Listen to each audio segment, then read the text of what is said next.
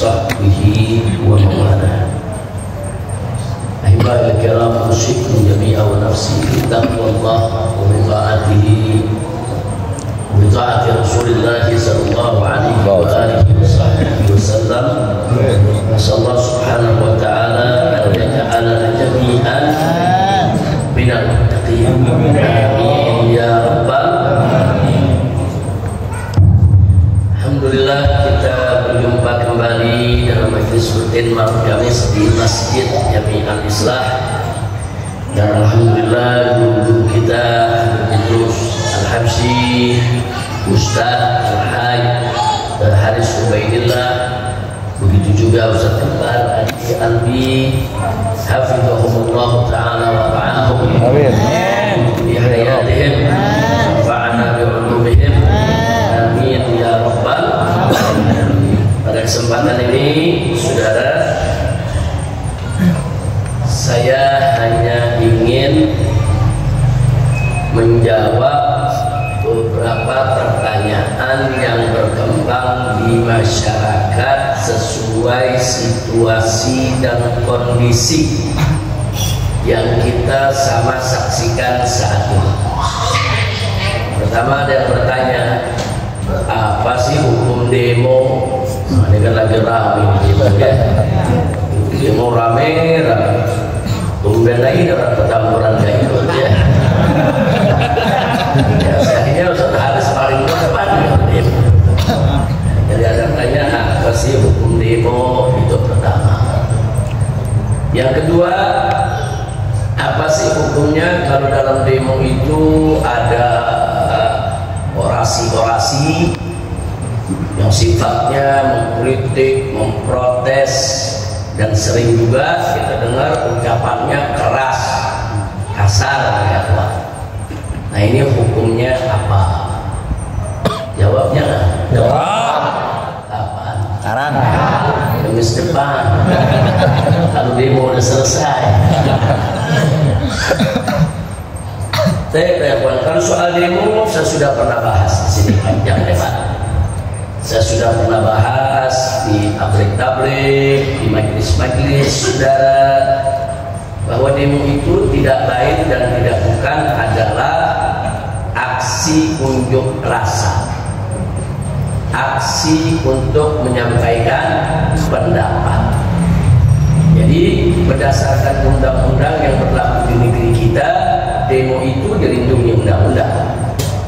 Nah, jadi tidak boleh ada pihak manapun yang menghalangi siapapun yang ingin melakukan aksi unjuk rasa atau aksi menyampaikan aspirasi. Bahkan dalam undang-undang penyampaian pendapat disebutkan kalau ada orang yang dengan sengaja menghalangi orang yang ingin melakukan aksi, itu bisa dipidana, bisa dituntut dan bisa dipenjara ya Pak. Nah, artinya kalau dari segi perundang-undangan tidak ada masalah, bebas. Orang mau demo, mau aksi silakan ya Pak. Nah, jadi kita juga jangan alergi dengan saudara-saudara kita yang sedang aksi ya Pak. Itu yang pertama. Saya pikir kalau soal ini dulu kita pernah bahas berkali-kali, karena dulu kita juga sering demo dan sering diprotes orang tanya dalilnya apa. Nah, paling tidak dalam sejarah Nabi kita Muhammad sallallahu alaihi wasallam pernah saya sampaikan bagaimana sekelompok sahabat pernah saling bergandeng tangan di kota Mekah, kemudian mereka saudara bertahlil mengucapkan la ilaha illallah, berjalan di tengah masyarakat dengan tujuan untuk menunjukkan kepada mereka bahwa kami muslim, bahwa kami masuk Islam, Nah, jadi dia mau tunjukkan kepada orang-orang kafir di kota Makkah. Itu juga demo. Nah, karena mereka mendapatkan selama ini banyak orang Islam diintimidasi, diteror, disiksa ya ikhwan. Nah, sehingga ada sekelompok sahabat yang memang pemberani seperti Sayyidina Hamzah dan lain sebagainya, saudara. Mereka pegang di tangan, mereka tunjukkan Islam mereka secara terang-terangan, nah, di depan mata orang-orang kafir. Nah, jadi ini juga salah satu bentuk aksi unjuk rasa, dia tunjukkan diri. Bahkan sebelum itu para sahabat pernah bermusyawarah. atau lebih tepatnya berbincang-bincang tanpa kehadiran Nabi. Jadi di antara sahabat ini, saudara, ada yang punya inisiatif, pengen sekali-sekali begitu kita datang ke tengah-tengah orang kafir di depan Ka'bah, kalau mereka lagi kumpul, kita baca Al-Quran yang keras, biar mereka semua dengar isi kandungan Al-Quran. Nah, kira-kira siapa yang berani melakukan itu? Tahu-tahu ada satu sahabat angkat tangannya siap melakukan itu, yaitu Abdullah bin Mas'ud radhiyallahu anhu. Abdullah bin Mas'ud ini pelayan kita punya Nabi, khadim Rasulullah sallallahu alaihi wasallam. Abdullah bin Mas'ud ini yang suka bawa tongkatnya Nabi, bawa sendalnya Nabi. Kalau Nabi masuk kemana sendal dibuka, dia yang pegang, saudara. Nah, Abdullah bin Mas'ud ini fisiknya kecil ya, badannya kecil, kurus. Ya kalau untuk berkelahi nggak meyakinkan, saudara. Tapi berani luar biasa. Terus para sahabat begitu lihat Abdullah bin Mas'ud, mereka katakan jangan kamu, karena badannya kecil ya kawan. Jangan kamu, yang lain aja. Udah gitu Abdullah bin Mas'ud ini dianggap juga bukan dari suku yang kuat, ya kawan. Sehingga khawatir nanti nggak ada yang melindungi. Nah, tapi tetap Abdullah bin Mas'ud mengajukan dia yang membaca.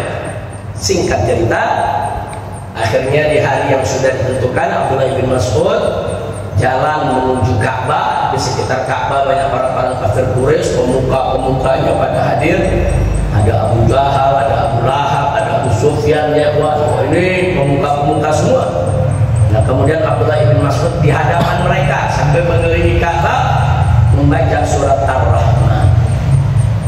Ar-Rahman, An-Namal, baca satu ayat, baca sambil dia kencengin suaranya ya. Dan orang-orang kafir kaget. Apa yang dibaca orang ini? Mereka dengarkan semua. Ternyata dibaca ayat Al-Quran. Salah satu dari mereka mengatakan, oh ini yang diajarkan oleh Muhammad ini. Ini yang diajarkan oleh Muhammad ini sihir ini, bahaya ini. Dikebumilah Abdullah bin Mas'ud, saudara. Dikeroyok, dikerubutin, didepuk, dianiaya, sampai lebam-lebam, saudara, bahkan sampai pingsan. Nah, jadi sekujur tubuh dan luka semua. Nah, singkat cerita, setelah dikeroyok sedemikian rupa, akhirnya mereka tinggalkan itu Abdullah bin Mas'ud, saudara, dalam keadaan pingsan. Kemudian diangkatlah kepada sahabat yang lain, dibawa, saudara, diamankan, diobati. Nah, begitu sudah siuman, sadar. Nah, sebagian sahabat bilang apa? Ya Abdullah, ya bin Mas'ud, kami bilang apa? Jangan kamu. Ini resikonya, nggak ada melindungi dan jaga kamu. Tapi apa jawab Abdullah bin Mas'ud? Wallahi, kalau kalian kehendaki, besok aku lakukan lagi. Allah. Saya nggak mau cerita panjang-panjang, saya cuma mengambil intisarinya. Itu namanya demo ya, Pak. Dia mendemokan, dia unjukkan ke hadapan orang kafir. Ini ayat Al-Quran, kalian mau apa? Ini aku membaca, aku tunjukkan keimanan, kalian mau apa? Walaupun dia seorang diri. Nah, dalam undang-undang kita juga kan kalau demo nggak mesti rame-rame, sendiri pun. Nah, dilindungi, silakan sampaikan pendapat. Nah, jadi artinya memang di zaman Nabi namanya bukan demo, namanya bukan mudzaharah, ya kawan. Tapi paling tidak di situ idhar syuur, dia tunjukkan dia punya perasaannya, dia tunjukkan dia punya sikapnya di hadapan orang-orang kafir, walaupun dengan risiko dianiaya. Nah, kejadian-kejadian yang tadi saya sampaikan, ya kawan, itu semua adalah bentuk-bentuk menyampaikan pendapat, bentuk-bentuk menunjukkan sikap, bentuk-bentuk saudara menunjukkan perasaan. Nah, jadi jangan bilang, oh demo tuh nggak ada dalilnya, haram itu demo, nggak nyunnah itu demo, saudara. Nah, bahkan ada yang bilang, demo tuh nggak manfaat. Siapa bilang, saudara? Kita sering sekali merasakan manfaat demo, saudara. Nah, ya bukti yang paling dekat kemarin aja, putusan MK mau dibatalin, begitu demo nggak jadi.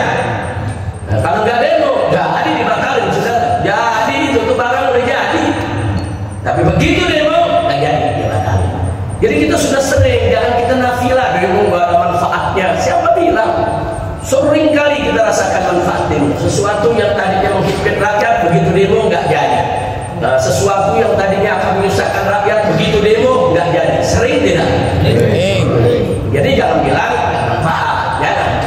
Nah, jadi para mahasiswa kita, masyarakat, guru yang pada demo menyampaikan pendapatnya, saudara, mereka dibenarkan secara syariat dan dilindungi oleh undang-undang. Nah, jadi kita dewasa sedikit lah kalau kita menyikapi hal-hal seperti itu. Soal kita nggak mau demo itu soal lain. Oh, saya nggak suka kalau demo, ya nggak apa-apa nggak suka, saudara. Kan nggak dipaksa. Ayam halal, apa kita dipaksa makan ayam? Enggak, kita disediakan ayam, nggak doyan, ya jangan makan. Nah, tapi jangan langsung mengharamkan ayam. Oh, ini ayam haram nih, saya nggak suka. Ya, tidak suka mau diharamnya. Nah, jangan demo, boleh, saudara. Jadi jangan bilang demo bid'ah, syirik, juga nyunah, ya ikhwan. Nggak betul. Kalau kita mau gali-gali, ternyata di zaman Nabi juga ada, hanya namanya bukan demo, tapi bentuknya kan ada, menunjukkan sikap, menyampaikan pendapat. Alhamdulillah. Nah, kemudian pertanyaannya sekarang, lalu bagaimana kalau demo itu ada orasi, protes, kritik? Nah, saya pikir siapapun tahu, saudara, yang namanya protes dan kritik sah-sah saja untuk disampaikan oleh siapapun, apalagi pada saat demo, saudara.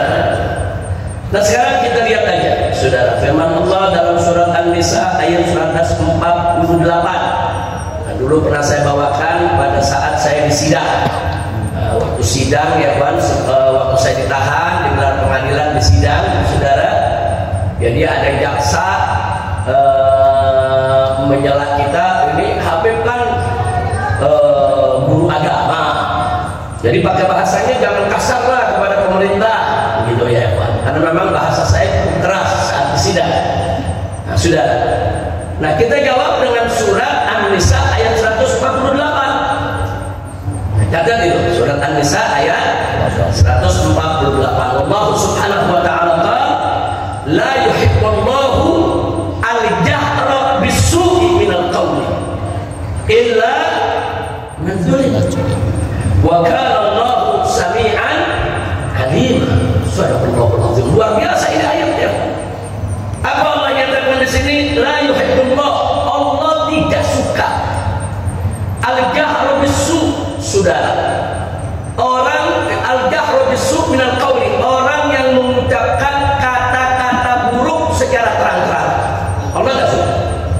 Atau kata yang kasar, keras, buruk, saudara, Allah nggak suka. Artinya jangan ucapkan itu. Tapi selanjutnya Allah katakan apa? Illa, kecuali man zulima, orang yang dizalimi. Berarti ada pengecualian? Ada, saudara. Nggak boleh kita berucap kasar. Iya, memang nggak boleh. Allah larang dan Allah tidak suka. La yuhibbullahu al-jahra bis-su'i minal qawli. Betul, Allah tidak suka dalam ucapan-ucapan buruk, apalagi diucapkan secara terbuka, terang-terangan. Allah nggak suka. Tapi jangan berhenti di situ baca ayatnya, terusin. Illa man zulim, kecuali orang yang dizalimi. Jadi orang yang dizalimi, saudara, boleh dia mengucapkan kata yang kasar kepada orang yang menzaliminya. Dia dizalimi, dia dianiaya, terus dia katain itu orang sesuka hatinya, dia katain, saudara, kalimat-kalimat yang buruk, boleh. Dia dizalimi,